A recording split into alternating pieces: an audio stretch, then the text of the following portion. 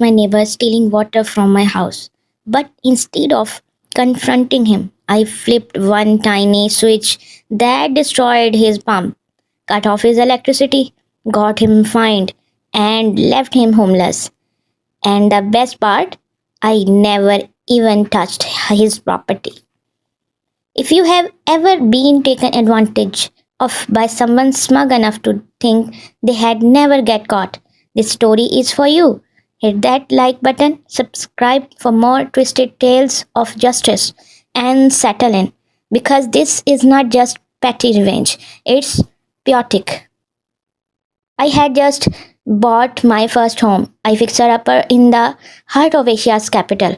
From old family friends who had left the country years ago and needed cash fast. The price was unbeatable and the location prime. But from day one, something felt off. The house was mid renovation. When they left, there was no gate. The front door was locked with nothing more than a rusty padlock, and the place looked abandoned from the street. On my very first night, I found a stranger's bike parked in my garage like it was public property.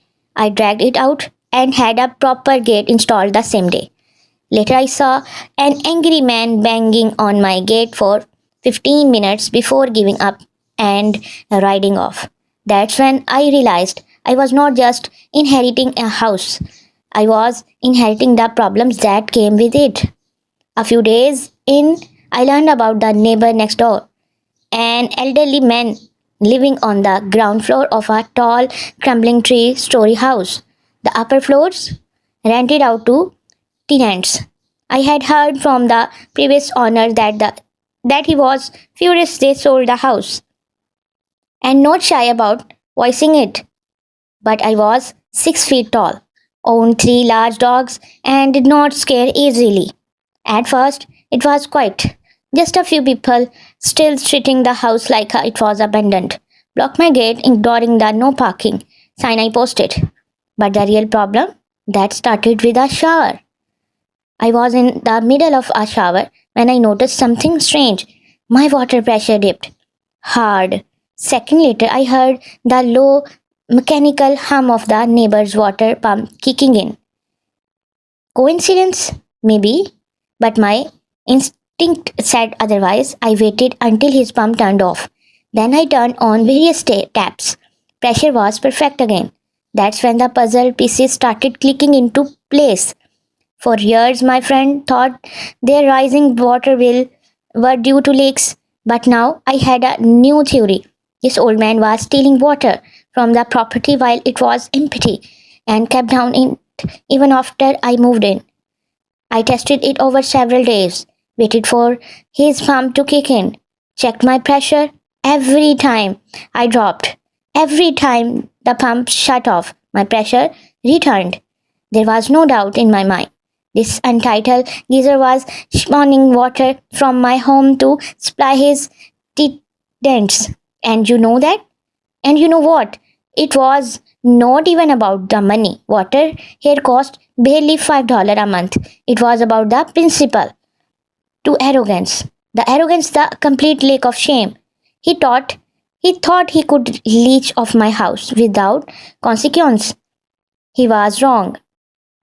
Considers confronting him, filing a complaint, even hiring a plumber to trace the illegal connection. But then I had a better idea. Something simple, legal, silent, brilliant. I had just turned off my water from the main valve. Here's why that matters. In our home, rooftop tanks use a ball valve that opens when the water is low. That triggers the pump to refill the tank.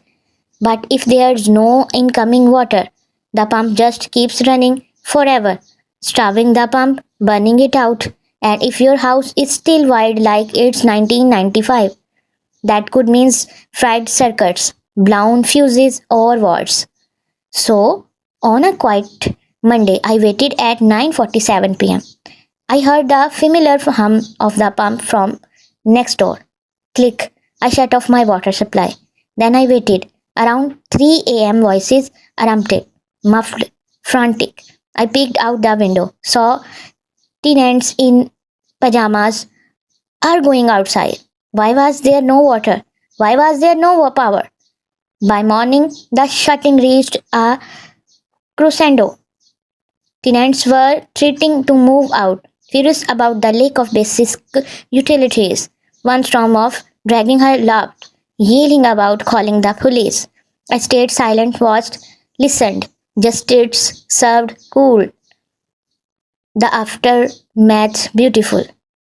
Both tenants filed police complaints, and in my country, landlords are legally responsible for water and power, cutting those off grounds for massive fines.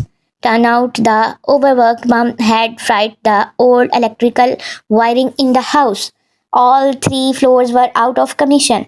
The old man had to pay a $500 fine, massive in our economy, plus refund deposits, plus make expensive repairs.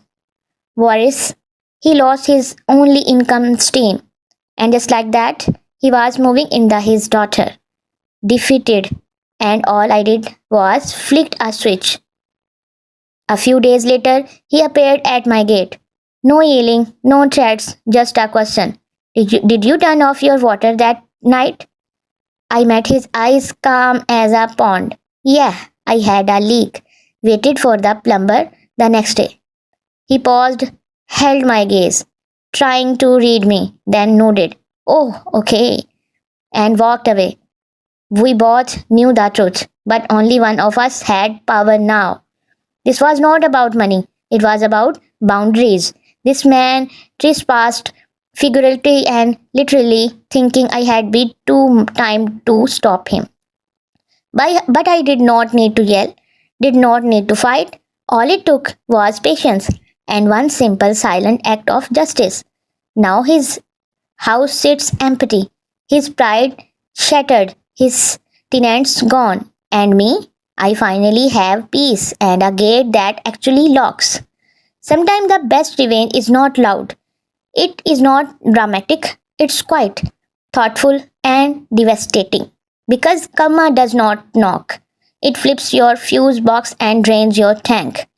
If this story gave you chills, smash that like button and tell us in the comments what would you have done if your neighbor stole from you for years? And don't forget to subscribe for more real stories where karma always finds a way.